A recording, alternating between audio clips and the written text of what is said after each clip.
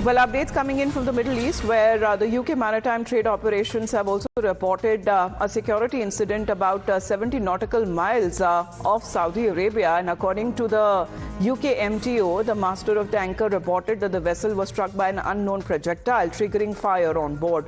The crew, which is currently battling the blaze, while the incident remains under investigation, as details are now awaited on this incident that has now been reported. So a tanker seems to have been targeted off the Saudi coast, and this is coming in from the UKMTO and saying that there is an unknown projectile that hit the tanker and the crew that seems to be battling fire on the struck tanker, and it is still unclear of how many crew members were there on board, but the crew that seems to be fighting the blaze after the impact that has been reported. Remember, the entire region that still remains quite vulnerable when it comes to the attacks on commercial shipping that has been reported, and it's been over 10 days now that we are looking at consecutive strikes that has been conducted on part of the United States and multiple areas of southern Iran. But the Strait of Hormuz has now virtually turned into a battlefield, and that is what we are now looking at as far as commercial tankers are concerned.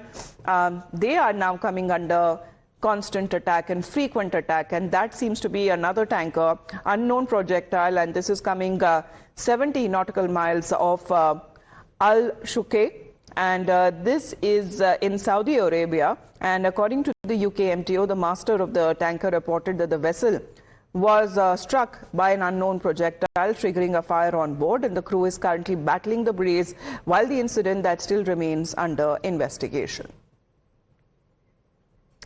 Mr. Fabian is connected with us. Mr. Fabian, we are looking at frequently commercial tankers are coming under attack. Yes, good morning. As I said yesterday or day before yesterday, it is going to get worse before it gets better, since President Trump is determined to ride the horse of military action and not the horse of diplomacy. And in this case, we do not know who attacked it. It could also be the Houthis. We'll have to look at the geography carefully. So we are now witnessing, the whole thing spreading, becoming more regional. And this is very, very dangerous.